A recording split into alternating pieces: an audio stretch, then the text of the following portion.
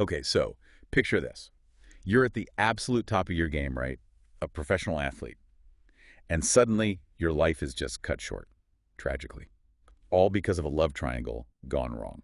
Oh, wow. Yeah, that's what happened to Mariah Wilson. Wow. Yeah. And today we're going to do a deep dive into the case of her alleged murderer, Caitlyn Armstrong. Yeah, this is a case that really captures the imagination, you know?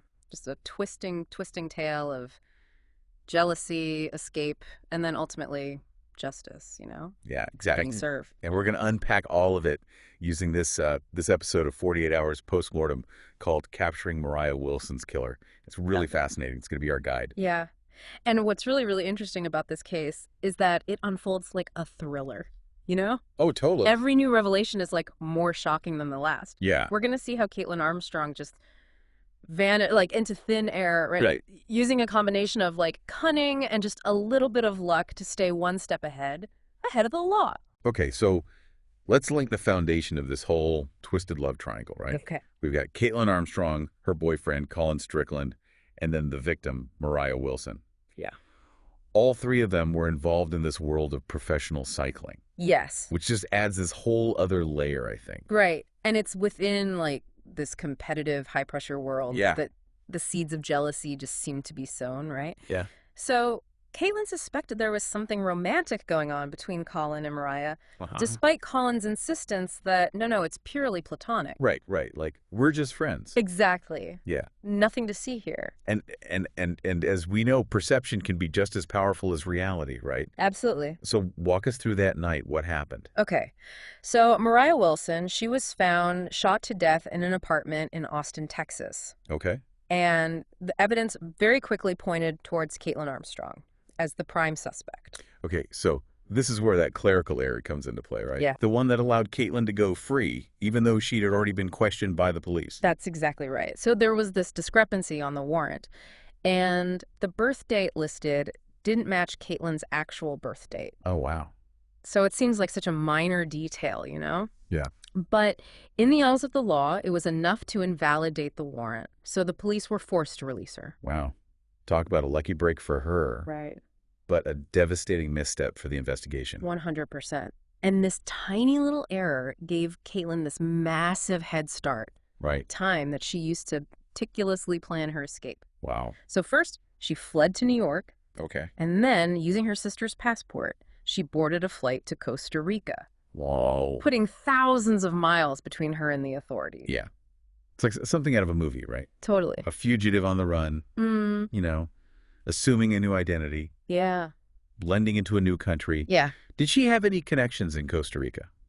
Or was this completely random? You know, from what we know, it seems like she didn't have any ties to Costa Rica. But what she did have was this background in yoga.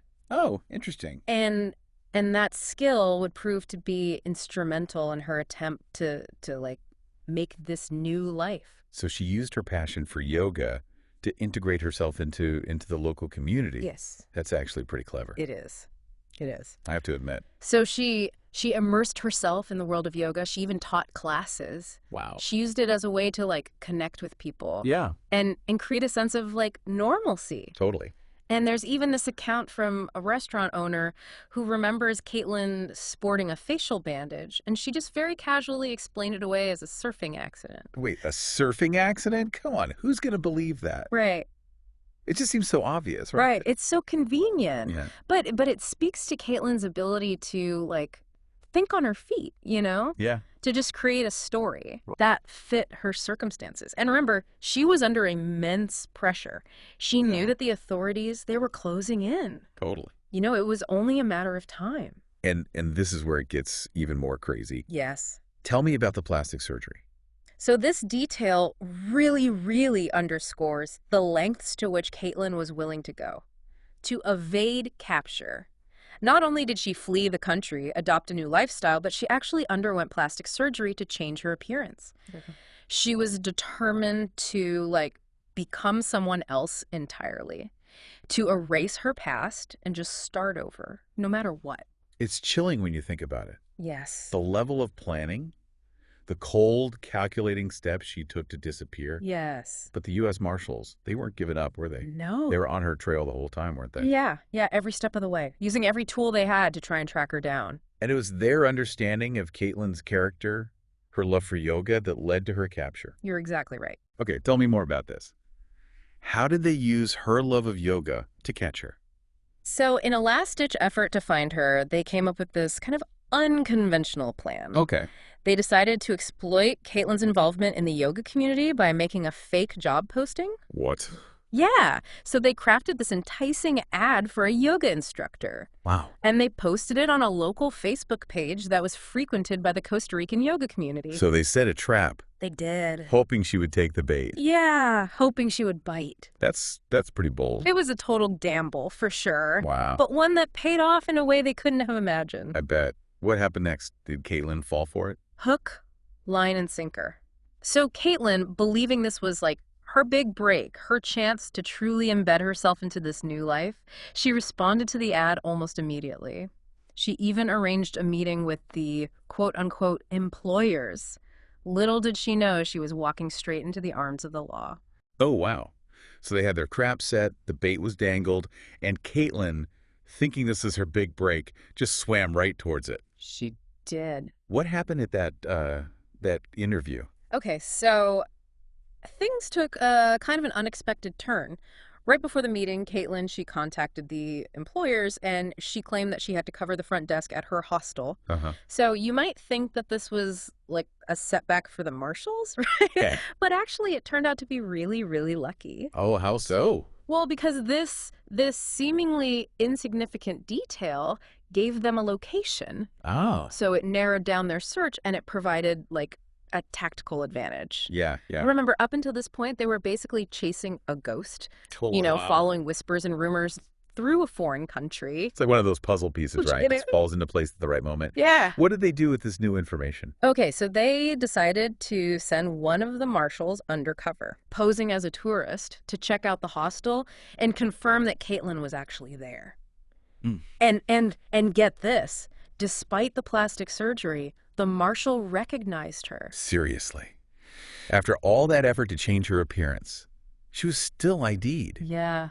That's incredible. It's pretty amazing. What gave her away? Her eyes. Really? You know what they say? The eyes are the window to the soul. Yeah. Well, in this case, they were the window to Caitlyn's true identity. Even with a new face, she just couldn't hide that unique spark in her eyes, The one that the marshal remembered from her wanted posters. Wow, that's a real testament to human observation, isn't it? Yeah. The ability to look beyond the surface and recognize those little details, look those at- defining features. Yeah. It's like those spy movies, Totally. They're trained to spot the smallest things. Exactly. It's this fascinating blend of like old school detective work and modern technology. Yeah. They had facial recognition software, they had international databases, but ultimately it was just a gut feeling, a trained eye that cracked the case wide open. So after weeks on the run, Caitlyn's elaborate plan, it finally crumbled. Yeah. That must have been quite a moment for those marshals. Oh, absolutely. Finally, they caught their target. Yeah, it was a culmination of like relentless investigation, creative thinking, and a good dose of perseverance. Right. They extradited Caitlyn back to Texas to face trial for Mariah's murder. And that's where the story takes another dramatic turn. What happened? Did she confess? No, not at all. In fact, just weeks before her trial, while she was being transported for a doctor's appointment, she tried to escape again. You're kidding me. After all that, she still tried to run. That's bold. Yeah, it was a bold move, one that ultimately backfired. Yeah. The second escape attempt really, really raised a lot of questions about her state of mind. Yeah. Like her willingness to risk everything for a shot at freedom. I imagine the prosecution just used that to their advantage, right? Yeah. Saying, Yeah. hey, if she was innocent, she wouldn't run. Exactly. If you're innocent, why run? Why not stay and fight the charges, right? Right. Her actions, they argued, spoke volumes about her guilt. Right. What about her defense team? What did they say about this escape attempt? Well, her defense argued that she was just terrified, Okay. that the pressure and the scrutiny of the case had pushed her to act irrationally. So they painted this picture of a woman who was scared, who's wrongly accused and who's just desperate to avoid a system that she felt was rigged against her. So two very different interpretations of the same action. Yeah. Each side is trying to sway the jury with their narrative. Yeah. And you see this all the time. Yeah. Legal battles, they're often fought not just with evidence, but with competing stories. Yeah. Each side's vying for the hearts and minds of the jurors. Right, right.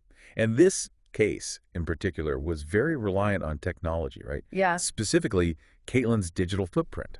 Right. Remember that fitness app, Strava? Oh, yeah. The one cyclists use to track their routes and share their data? Yeah, yeah. A lot of my friends who are into cycling swear by it. Yeah. So it turns out that Caitlyn was using Strava, but not just for like fitness tracking. Okay. Investigators discovered that she was obsessively monitoring both Mariah and Colin's whereabouts. Oh, really? Yeah, through the app. They could see when they were riding together, where they went, how long they spent at certain locations. So the app she thought was helping her stay fit ended up providing this crucial evidence against her. That's ironic. It is. And that's not all. Remember how Caitlyn fled to her sister's house right after the murder? Uh-huh. Well, investigators discovered that she'd accessed Colin's personal messages and emails from his laptop while she was there. So this digital trail pieced together from all these different devices and accounts, it just painted this disturbing picture of Caitlyn's obsessive behavior and her potential motive. It's like a modern-day Greek tragedy, isn't it? Yeah. Playing out on our screens. Love, betrayal, jealousy, and technology all mixed together in this web of events. But amidst all the legal drama and all the technological stuff, we can't forget the victim. Right. Mariah Wilson.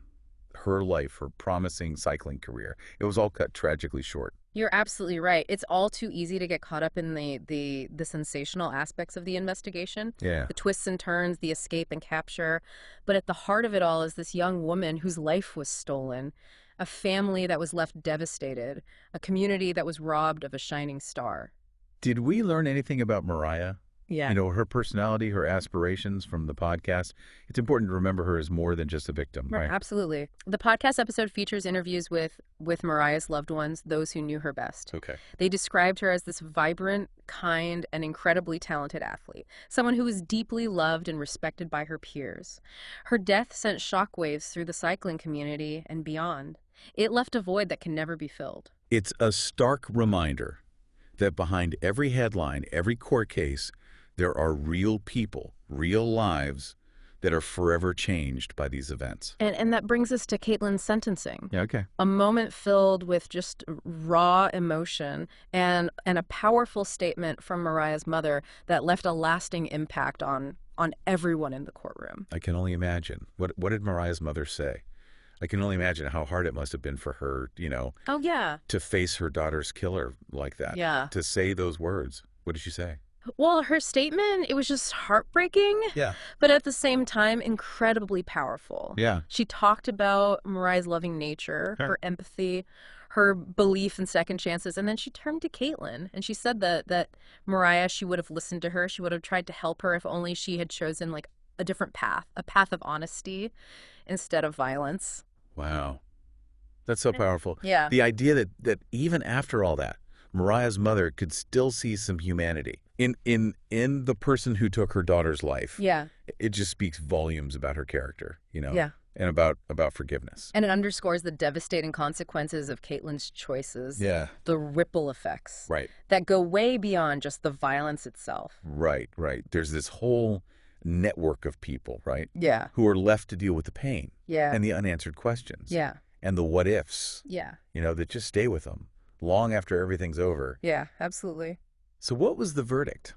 Okay, so after a long trial, lots of deliberation, the jury found Caitlyn Armstrong guilty Quote. of Mariah Wilson's murder, and she was sentenced to life in prison. Wow. A sentence that really reflects just how serious her crime was Yeah. and the lasting impact it's had on so many lives. A life sentence, a life cut short.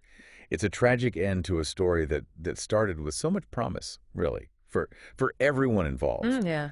This case really makes you think about the dark side of human Yeah. nature, what he's Yeah. the power of jealousy Yeah. and obsession. It does. And it also highlights the importance of mental health awareness, Yeah. the need for communication Right. and early intervention. When someone's struggling with these kinds of intense emotions, maybe if Caitlyn had gotten some help, if she found a healthy way to deal with her pain, her insecurity, maybe this tragedy could have been avoided. That's a really good point. Yeah. And it's one that often gets lost in all the sensationalism Yeah. of cases like these, right? We tend to focus on the who, the what, and the how, but the why. Yeah. The emotional stuff, the psychological factors, those are just as important. Oh, absolutely. Understanding what motivates people, the internal struggles that lead them to do these things, that's crucial. Yeah. If we want to prevent future tragedies, this case is a stark reminder that mental health is just as important as physical health, and that asking for help, that's not a sign of weakness. Right. It's a sign of strength, Yeah. of self-awareness. It also makes you think about the role of technology in our lives, right? Yes. Both as a tool for connection, Yeah. but also as a potential weapon. Right. You know, Caitlyn, using Strava to track Mariah and Colin, her accessing Colin's messages, it all played such a big role in the investigation. Right. Technology has completely changed the way we investigate crimes. Our digital footprints, they can reveal our secrets, our obsessions, our darkest impulses. Right, right. In this case, Caitlyn trying to cover her tracks, it just didn't work. The trail she left online, it became a roadmap for investigators. Yeah. It's both fascinating and scary to think about how much information we just leave behind online, Yeah. often without realizing it. Right. This case, it's a reminder that our actions online can have very real consequences. Yeah, it underscores the need for digital literacy, understanding what our online behavior means, the importance of privacy. But beyond the technology, this case really leaves us with some deep ethical questions. Like what? Well, think about the tactics the marshals used to catch Caitlyn. Yeah. Luring her in with that fake job posting, exploiting her passion for yoga. Was that ethical? Right. Was it justified? Yeah. It's a gray area. It raises questions about the balance between catching criminals and sticking to our morals. Right. Yeah, it reminds us that even when we're trying to get justice, we have to be careful about our methods Yeah. and the potential consequences. It's a fine line, you Yeah. know, between being smart and outsmarting criminals Yeah. and resorting to tactics that could be seen as manipulative. Exactly. And this case, with all its twists and turns, its emotional complexities, and these ethical dilemmas, it's a perfect example of why we do what we do here on the Deep Dive. Yeah. We go beyond the surface, we explore the nuances, we challenge assumptions, Right. and we leave you with more questions than answers. Because sometimes the most important takeaway isn't a neat and tidy conclusion. Right. It's a deeper understanding of what it means to be human, Yeah. with all the messiness and contradictions. Well said. And on that note, we want to leave you with something to think about, something that wasn't in the episode, but it just lingers, Yeah. Yeah. like a ghost. What if Caitlyn had talked to someone Yeah. about her suspicions, Right. her anxieties? What if instead of letting jealousy eat her up, she gotten help, Yeah. talked to a therapist, a friend, anyone? Yeah. Could this have been prevented? Yeah. It's a question that really stays with me, and I hope it stays with you too. And maybe I'll encourage you to be more open, Yeah. to communicate, Yeah. to prioritize mental well-being Yes. in your own lives. Absolutely. And until our next deep dive, keep exploring, keep questioning, and keep those minds engaged. Absolutely.